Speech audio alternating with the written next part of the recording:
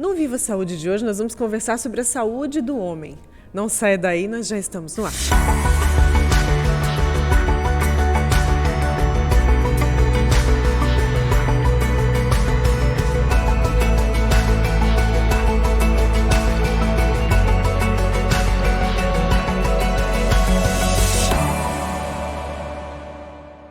No Viva Saúde de hoje, nós vamos conversar sobre a saúde masculina. É importante falar sobre esse tema, afinal de contas estamos no Novembro Azul, que é um mês temático, né? Mas é importante falarmos sobre prevenção o ano todo. E a gente recebe no Viva Saúde de hoje, antes de apresentar nossos convidados, quero agradecer aqui os apoiadores Maria Rocha, Ortonil e Unicred. E agora, então, apresentar nossos convidados para a gente falar sobre esse assunto tão importante. A gente recebe hoje o Dr. Kélio Silva Pinto, médico oncologista, e também o Dr. Arthur Radaeli Nicoletti, médico urologista. Sejam muito bem-vindos aqui ao Viva Saúde. Boa tarde, para a gente estar falando, né, sobre esse assunto tão importante. Os homens, afinal de contas, têm se cuidado mais? Quero perguntar isso para os dois. Então, a gente sabe que o homem ele sente um super-herói, né? Ele geralmente pensa que nunca vai ficar doente, que não deve se cuidar, né? E ele acha que ele pode continuar trabalhando, continuar cuidando dos negócios, né? E só no momento que ele tem alguma dor, algum sintoma, que geralmente ele procura o médico, né? Então a gente vê que o homem não se cuida, né? Não procura atendimento, não faz exames periódicos, preventivos. Sim. Né? Isso é bem cultural, né? É bem cultural. Existe um medo, uma estigma, né, do homem procurar o atendimento, né? Fazer os exames preventivos, porque ele acha que vai ter um estigma da sociedade, né? Às vezes vai gerar piada entre os colegas. Mesmo, existe muito ainda na sociedade brasileira, né? Então a gente, nesse mês de novembro, a gente está tentando melhorar isso, né? Trazer os homens mais para próximo da saúde, tentar orientar eles, né? Sim. Que a prevenção é o melhor caminho. Falando de urologia, né? É uma especialidade que é bem associada à saúde masculina também, né? É claro que tem um amplo campo de atuação, mas a gente sabe que está bem associada, né? Principalmente quando a gente fala de prevenção do câncer de próstata, por exemplo, né? Mas como é que é a tua percepção, doutor? Falando da campanha, né? A gente sabe que tem a Outubro Rosa, que a mulher já está habituada a buscar essa prevenção, esse atendimento para prevenção. A campanha tem ajudado, assim, ao longo dos anos, a aumentar a adesão do homem para essas medidas de prevenção? Eu tenho uma opinião mais esperançosa, né?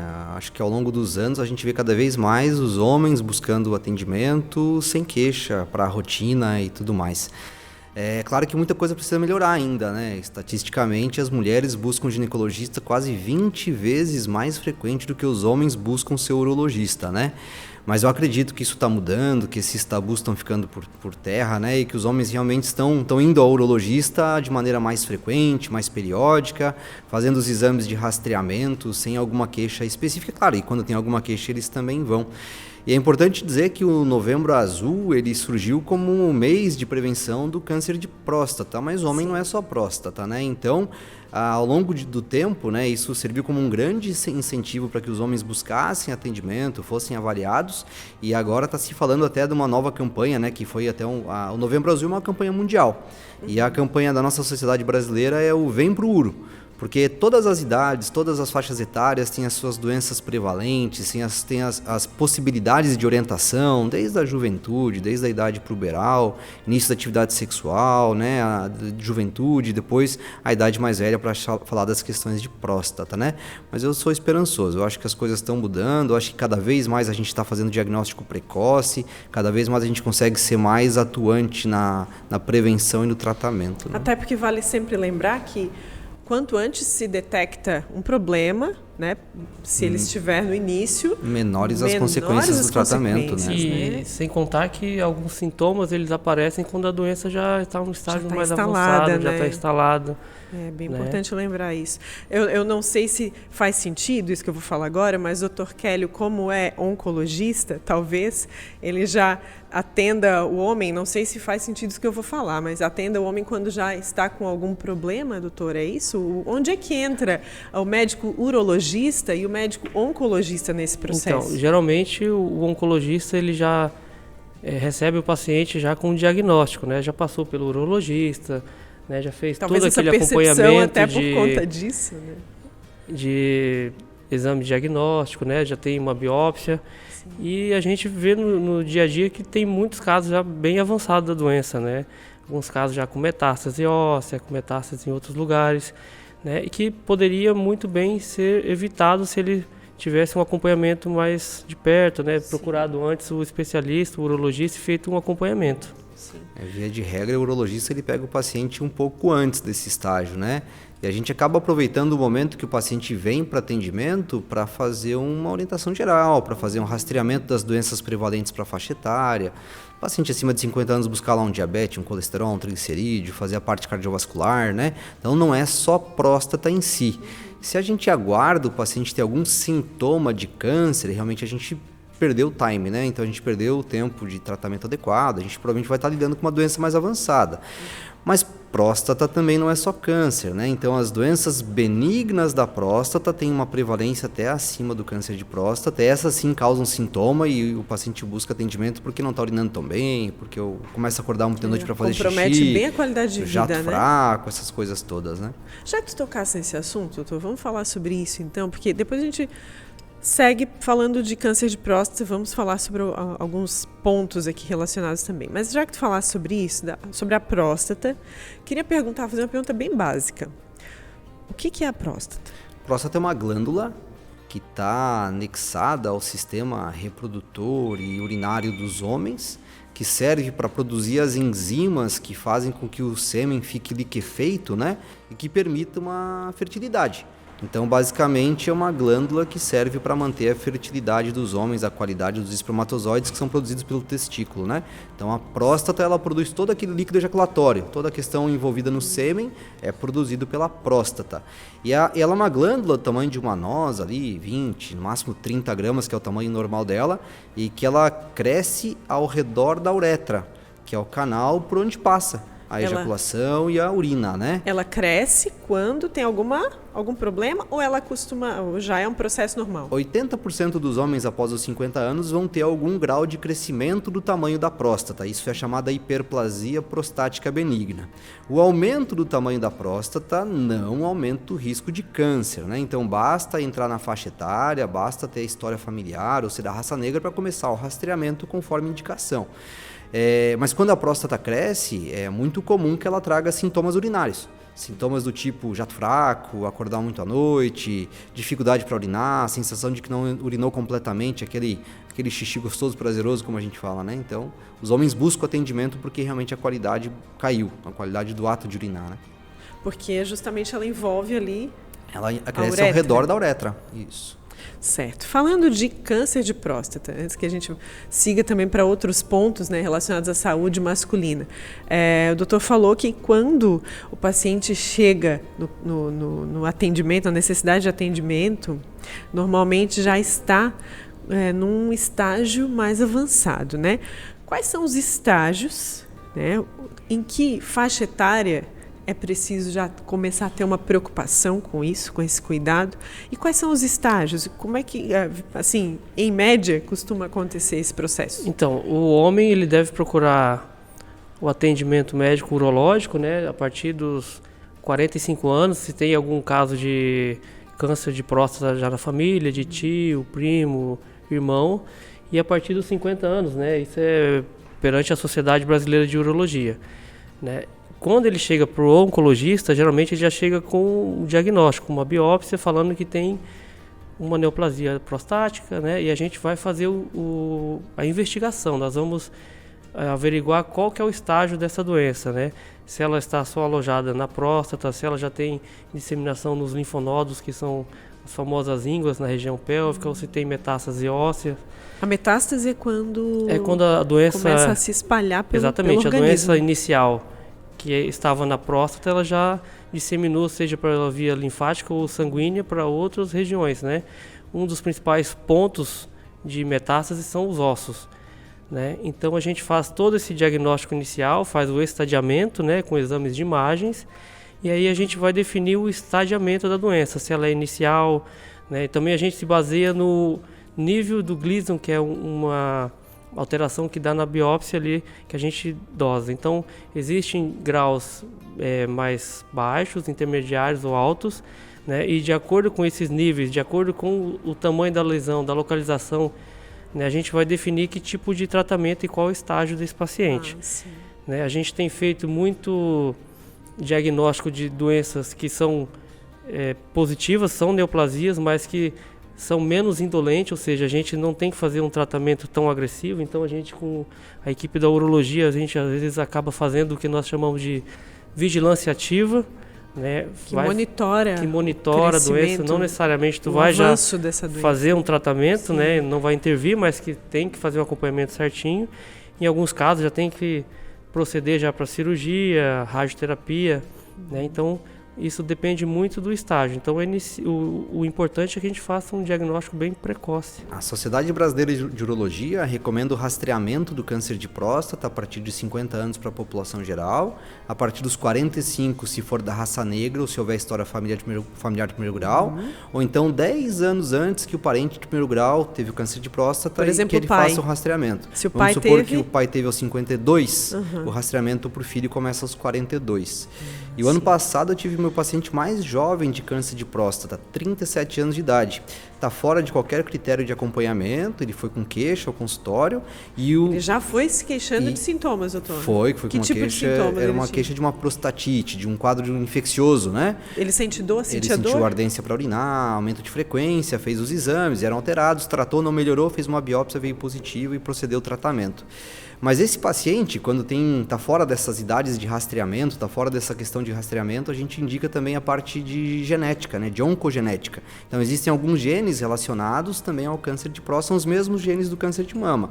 Então, quando o paciente se encontra em idades muito precoces, fora de faixa etária de rastreamento e aparece com uma neoplasia de próstata, a gente pode propor para ele e para os seus familiares a parte de oncogenética para propor um rastreamento também mais adequado. Não é só o PSA, não é só o exame de toque, a gente dispõe bastante coisa, né, um arsenal muito grande para orientar e diagnosticar e tratar esses pacientes. E uma vez que você diagnostica uma doença precoce, não necessariamente você está indicando um tratamento invasivo, um tratamento cirúrgico com radioterapia ou coisa parecida. Muitas vezes você consegue tratar de maneira adequada, com a vigilância ativa, né? Esses pacientes de doença de baixa agressividade, localizada, né? A gente utiliza para isso exames complementares, ressonância, laboratorial, biópsia. Tudo tem que estar falando a mesma língua, né, que é uma doença de baixa agressividade, para que você consiga acompanhar. E uma vez que você diagnostica uma doença precoce, baixa agressividade, vigilância ativa, a estatística fala que só 30% dos casos ao longo do acompanhamento vão precisar de cirurgia, por exemplo. Então é muito bem indicado a vigilância para casos extremamente favoráveis. Essa vigilância é feita... ela é multidisciplinar? Ela tem o envolvimento do médico oncologista e do médico urologista? Geralmente o paciente chega para nós, passa pelo urologista, faz a biópsia, ele vem para a gente avalia, né, vê a idade, conversa com o paciente, vê a história familiar, né, vê outras comorbidades, o paciente é obeso, idoso.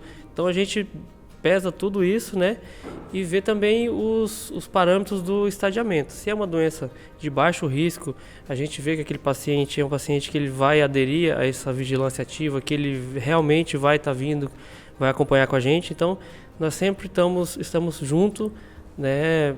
Eu vejo o paciente, o urologista vê. Essa troca e diálogo sobre o acompanhamento é fundamental, a aderência, né? Então o paciente tem que estar junto do seu médico, acompanhamento trimestral por 2 anos, repetir a biópsia, repetir a ressonância, para a gente ter certeza de que a gente está fazendo a coisa certa com a vigilância ativa e não perder um caso de que possa passar desapercebido aqueles 30% que a doença pode progredir no acompanhamento. Mas, né, a vigilância ativa, ela tem o objetivo de verificar se essa doença vai regredir, por exemplo? Ela tem o objetivo de definir os pacientes que realmente necessitariam de tratamento. Se a gente tratasse todos Porque ela não vai avançar, essa doença? 30% dos casos.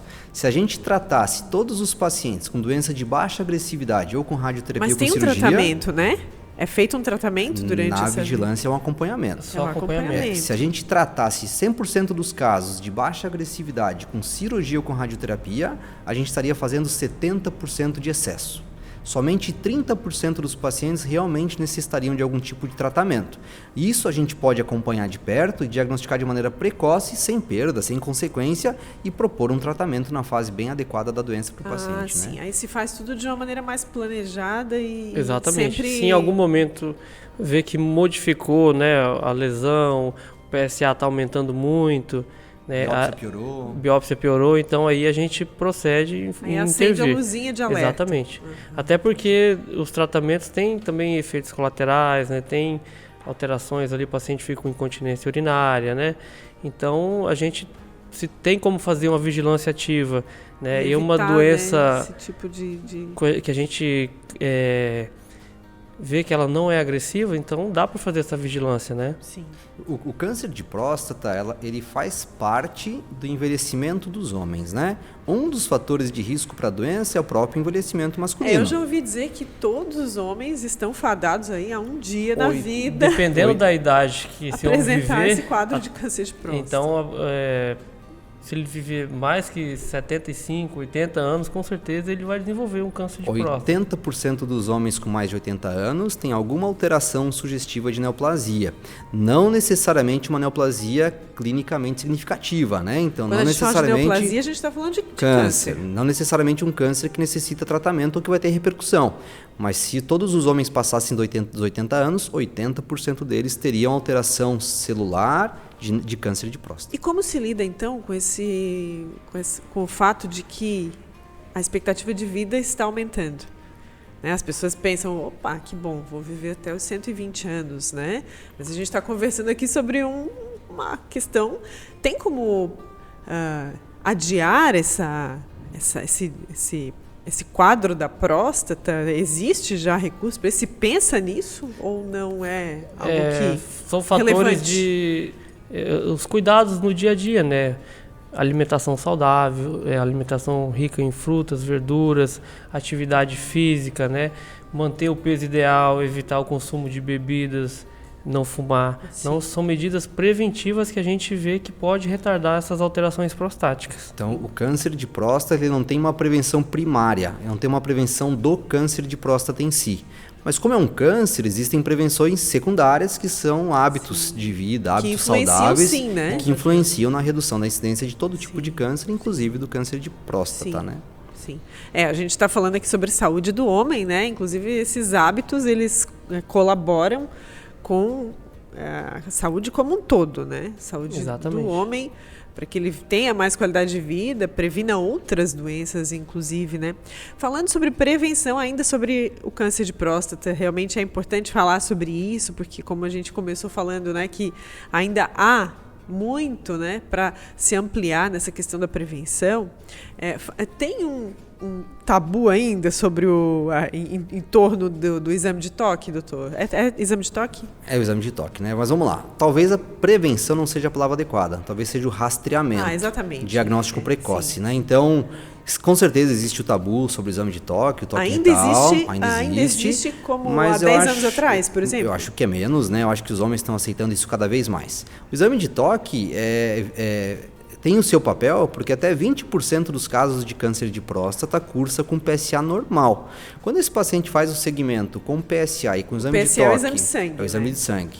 Com exame de sangue, PSA e com exame de toque de maneira periódica, a chance de passar uma neoplasia desapercebida é próximo de zero, né? Então, por isso que essa associação ela é importante. O exame de toque faz parte do exame físico urológico. É um exame um pouco desconfortável, demora poucos segundos e não machuca, não causa uma dor importante e é um exame fundamental. O urologista, então, tem essa orientação de fazer o exame de toque como uma maneira de rastrear o câncer de próstata e também é feito o exame de toque naqueles pacientes que apresentam queixa urinária, queixa urológica, queixa de alguma alteração prostática, né? Sim, mas a dúvida, talvez, de quem está nos assistindo, nos ouvindo, pode ser a seguinte: eu vou fazer o PSA, por que eu tenho que fazer o toque? Né? O homem deve estar pensando, já estou fazendo PSA, já estou fazendo muito. Mas é justamente o que o Arthur falou, que alguns cânceres de próstata, ele cursa com os níveis de PSA, que o nível de PSA não indica normal, que tem uma... Exatamente. Indica, mas em não 20%, indica quando... em 20% dos casos de câncer, o PSA é normal. Então, 80% dos casos de câncer de próstata realmente altera o PSA, mas 20% não. 20% do PSA é normal. Então, o exame de toque é um adicional para a gente tentar fazer mais diagnóstico de câncer de próstata de maneira precoce, né? Sim. Falando de tratamento, doutor, e aí se falou sobre a cirurgia, que muitas vezes pode se evitar, né, a cirurgia. Tu falaste de efeitos colaterais da cirurgia, vamos dizer assim, não sei se é essa expressão, né, correta. Mas falando do que pode, de algumas sequelas de cirurgia que podem acontecer, né? Passa a cirurgia para mim, a radioterapia para ele. Sim. Eu sou cirurgião, ele é clínico. Então quem faz? Pois é interessante falar sobre isso, assim, definir bem os papéis, né? Porque quem está em casa muitas vezes pensa assim, eu vou no médico urologista, eu vou no oncologista, eu vou no, né? Quem que eu procuro, né? Então a gente está falando aqui que o médico urologista faz o encaminhamento para o médico oncologista quando necessário, é isso, quando né? o tratamento é clínico, né? Quando tem essa necessidade, né? Quando é cirúrgico, é o urologista. Que faz a cirurgia, né? Após a prostatectomia também é encaminhado para a gente fazer o acompanhamento, né? Prostatectomia é quando é retirada a próstata. Então. Como forma de tratamento do câncer de próstata, passa por cirurgia, passa por radioterapia e por procedimentos em doença mais avançada como a quimioterapia ou hormonioterapia. O urologista tem um papel fundamental nas indicações cirúrgicas, né? E o oncologista tem um papel fundamental nas indicações outras, né? Que não são de cirurgia. Então, radioterapia, quimioterapia e hormonioterapia. A cirurgia em si, ela oferece os seus riscos, né? Então, quando o paciente chega para a gente de uma maneira ideal, de uma doença precoce, uma doença localizada somente na próstata, a gente tem tipos de cirurgia que conseguem preservar a função sexual desse paciente, como foi falado. A próstata é uma glândula de função reprodutora também, né? Sim, então, talvez o estigma também seja esse, todos né? os pacientes que retiram a próstata perdem a função reprodutora por não ter mais a ejaculação. A reprodutora. Mas a ereção pode ser mantida conforme disponibilidade de técnica e da doença daquele paciente, né? Então, quando a gente fala em cirurgia, tem basicamente 3 tipos. Cirurgia aberta convencional, cirurgia laparoscópica, que é aquela feita por pequenos furinhos, Sim. E a cirurgia laparoscópica robô assistida. Que agora já é acessível que é aqui uma também. tecnologia nova, né, que permite uma melhor preservação. Vale lembrar que essas 3 cirurgias, assim como a radioterapia, têm a mesma chance de cura. O que muda, na verdade, são os eventos adversos, né? Então, tudo tem as suas complicações, as suas adversidades. Quanto melhor a tecnologia, menor o risco de eventos adversos. A própria radioterapia evoluiu, isso é o que define né? a indicação? Mas também a gente leva em conta alguns fatores do paciente, né? Se o paciente é muito idoso, né? Às vezes fazer uma cirurgia, o risco cirúrgico é um pouco mais elevado. Então, a gente sempre discute, cada caso tem que ser discutido na equipe multidisciplinar, né? Se é um paciente que daqui a pouco é uma lesão que na cirurgia talvez não consiga ressecar completamente, né? Ou se é um paciente que ele tem alguma contraindicação, né? Alguma comorbidade cardiológica, então a gente sempre tenta achar a melhor forma de tratar o paciente, seja ele cirúrgico, com rádio, né? E depois a gente avalia se tem necessidade de fazer hormonioterapia ou quimioterapia. Isso vai depender do estágio da doença. Sim. É importante lembrar que a radioterapia e a cirurgia têm a mesma chance de cura. Então é muito importante individualizar, definir o paciente para cada tipo de tratamento, né? E voltando, a cirurgia aberta convencional, por exemplo, ela cursa com quase 20% de chance de incontinência. A cirurgia robótica, essa chance é menor do que 3% dos casos. Nós não temos aqui em Tubarão ainda a cirurgia robótica, né? Existem alguns cirurgiões com a formação para cirurgia robótica, eu sou um deles, mas a gente acaba tendo que fazer a cirurgia ou em Blumenau, ou em São Paulo, ou Curitiba ou Porto Alegre, que são grandes centros que possuem o robô para que o cirurgião possa atuar. Mas o tratamento com certeza é individualizado e a gente acaba não fazendo a cirurgia em casos de pacientes de muita idade e com elevado risco cardiovascular. E, em teoria, não teria nenhum prejuízo para o paciente fazer a radioterapia, porque a chance de cura é basicamente a mesma. Então poderia ter o tratamento de radioterapia sem necessariamente a intervenção cirúrgica? Poderia, são opções. São opções, Sim, ou sim. uma ou outra, né? Sim. Vai depender de cada caso. É claro que lembrando aqui que é importante a prevenção, né? Não a prevenção, mas a detecção precoce, né? Detecção precoce, sempre lembrando isso. Doutor, falando de hábitos, já que tu falasse, né, mencionasse inicialmente essa questão, falando de hábitos de vida, assim, o que tu percebe quando, nos teus atendimentos, o homem, ele está mais aberto a mudar hábitos de vida, como o tabagismo, por exemplo, que causa tantos outros tipos de cânceres, né? E a gente está falando de próstata aqui, mas como falamos de saúde do homem, tem vários outros tipos de cânceres. Queria te perguntar também quais os cânceres mais comuns que acometem os homens. Então, a gente sabe que essas campanhas, né, que sempre o Ministério da Saúde, as empresas estão sempre lançando, ajuda sim, né, na conscientização não só dos homens, mas da população geral, que o tabagismo, o consumo de álcool em excesso faz mal à saúde de uma forma geral, né? Não só aumenta os riscos de ter câncer, mas também de outros problemas de saúde, né? Cardiovasculares, sim, que é uma das causas muito importantes também de morte no mundo, né?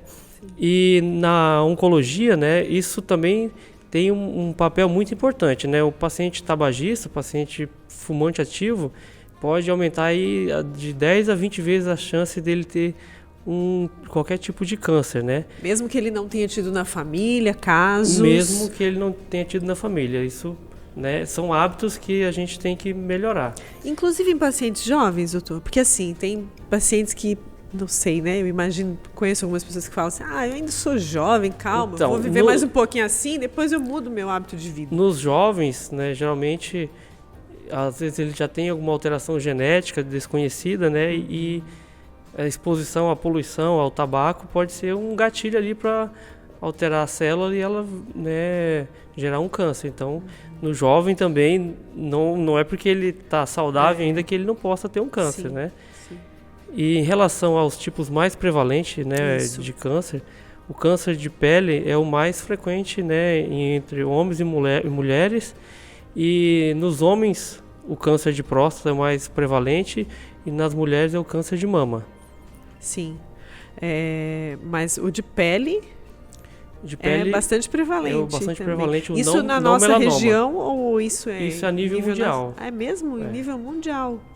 É talvez um tipo de câncer que muitas pessoas acabam não se atentando, né? Deixam para pensar nisso quando se menciona esse dado, por exemplo. Ou geralmente quando conhece alguém que está passando os jovens, né, eles não na idade jovem ali ninguém se previne, todo mundo quer pegar uma corzinha no verão, sim, né, quer ter aquele bronze, né? Então, geralmente o câncer de pele ele vai surgir já com uma certa idade, o paciente começa a ter algumas alterações cutâneas, né? E aí é importante o papel do dermatologista, né, para fazer esse acompanhamento nessas lesões. Em algumas lesões elas vão mudando as características, né? E dependendo da característica que ela adotar, né? Se é o tamanho, o diâmetro, se é ulcerado ou não, né? As lesões cutâneas têm que ser biopsiadas, né? E se faz o diagnóstico de um câncer de pele, tem que ser retirado. Sempre que envolve biópsia, aciona o médico oncologista? Entra sempre em campo que as biópsias são positivas para algum tipo de câncer, sim. Então isso é avaliado primeiro geralmente pelo especialista daquela área e depois é feito encaminhamento. Em alguns casos o paciente vai chegar para nós sem uma biópsia porque às vezes é uma doença já avançada, a gente já tem que intervir, tem que pegar esse paciente e ser o piloto dele, né? Sim. Encaminhar ele para o especialista que vai fazer a biópsia, já pedir os exames de estadiamento, já deixar tudo programado já para ele começar um tratamento o mais rápido possível. O que é exame de estadiamento? São os exames de imagem para a gente saber né, se a doença é localizada naquele órgão. A tomografia, exatamente. Ou se a doença é passível de ressecção ou se ela já tem metástases em outros órgãos, né? Sim. A gente está falando de Novembro Azul, que principalmente foca no rastreio do câncer de próstata, certo? Mas quando a gente fala de exames de rotina, o famoso check-up, né? O que é importante? O homem que está em casa, ou mesmo a mulher que está nos assistindo, orientar, né, o seu esposo, o seu irmão, o seu pai, enfim. O que é importante fazer, não dá para esquecer. Então, eu acho que o homem ele é um pouco desleixado de forma geral. Por exemplo, uma coisa básica é aferir a pressão arterial, né?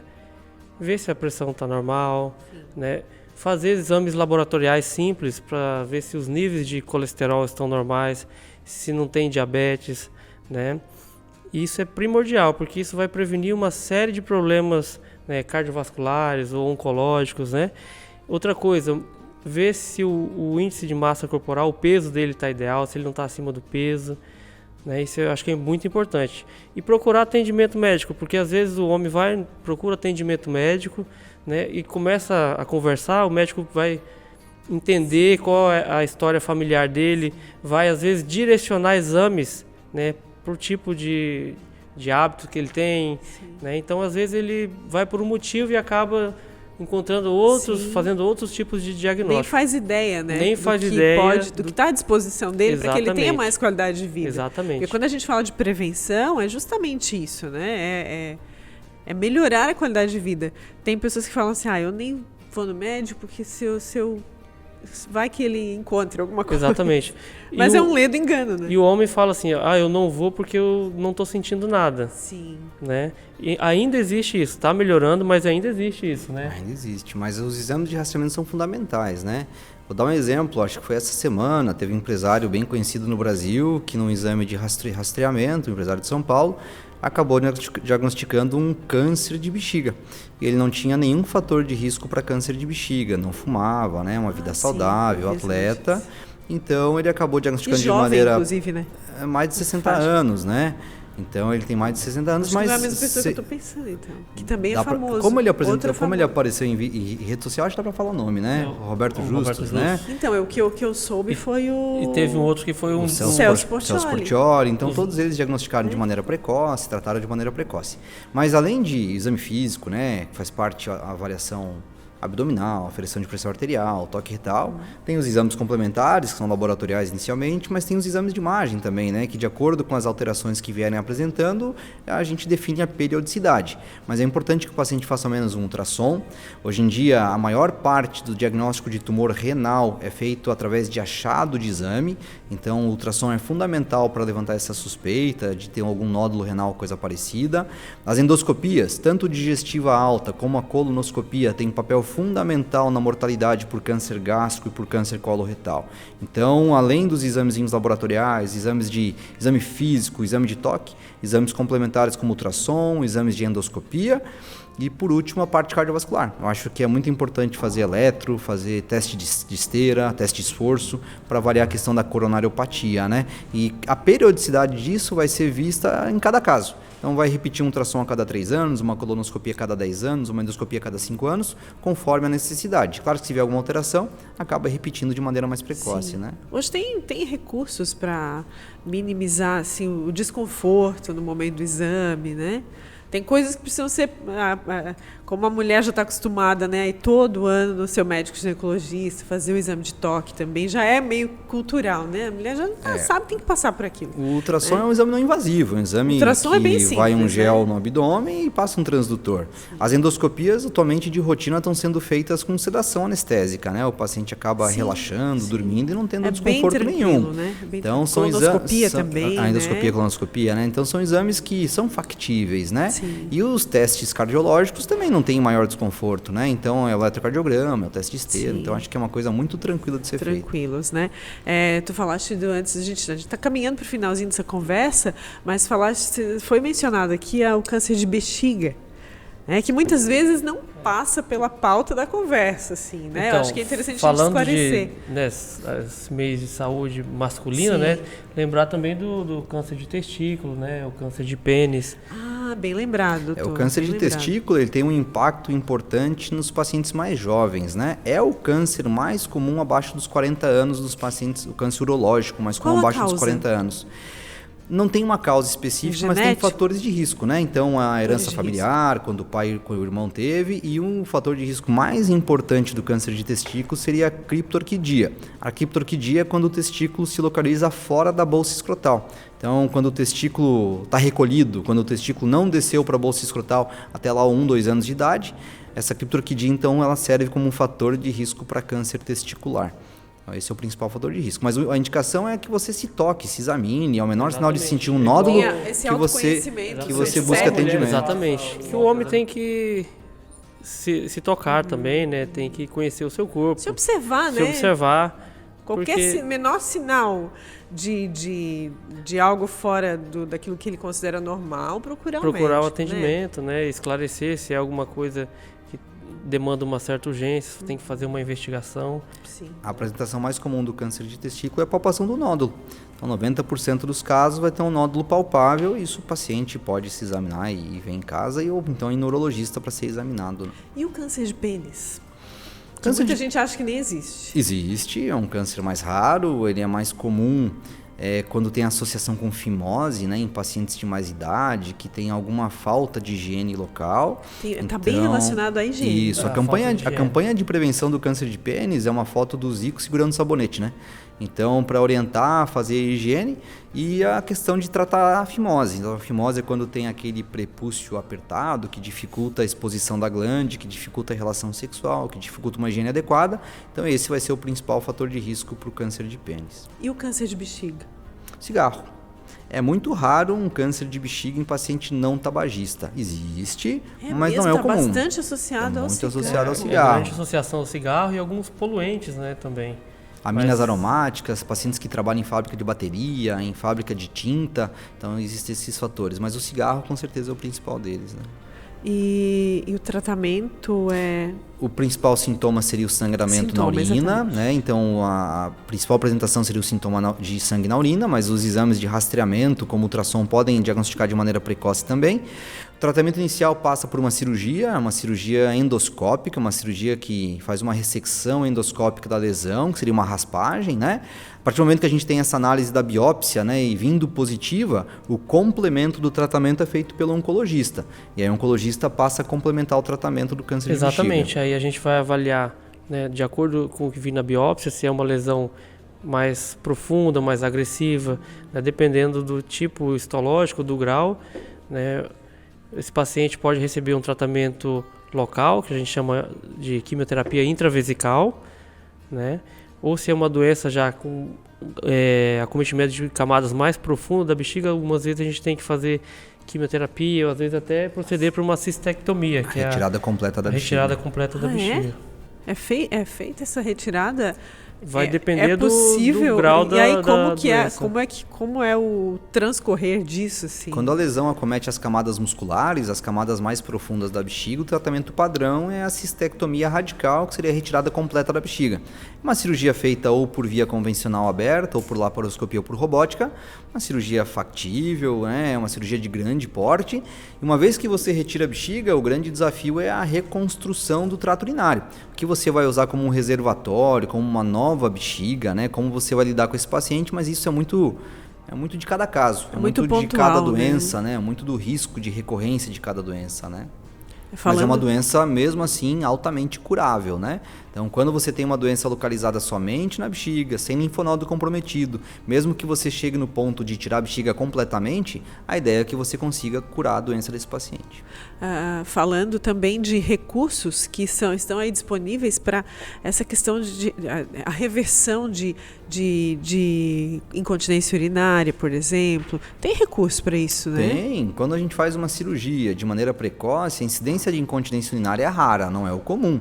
Mas quando acontece, pode acontecer em até 5% dos casos de doença precoce, você pode lançar mão de cirurgias para corrigir essa questão, usando telas, usando o sling, usando o esfíncter artificial, e o paciente volta a ter a sua qualidade de vida. Mas no primeiro momento a gente consegue reforçar isso com fisioterapia, com reeducação da musculatura do assoalho pélvico, né? Isso também se aplica, não esse procedimento, né? Mas tem recurso também para a impotência sexual que vem da cirurgia de próstata, por exemplo. A impotência é um pouco mais frequente que a incontinência, né? Então a incidência da dificuldade de ereção ela é um pouco maior do que a incidência da perda urinária no pós-operatório.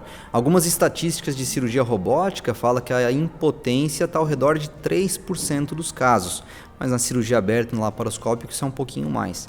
E o tratamento, quando não existe resposta aos medicamentos, né? Existem medicamentos em comprimido, existem medicamentos injetáveis, e quando não existe resposta à medicação, pode ser feita uma cirurgia de colocação de uma prótese peniana, por exemplo, né?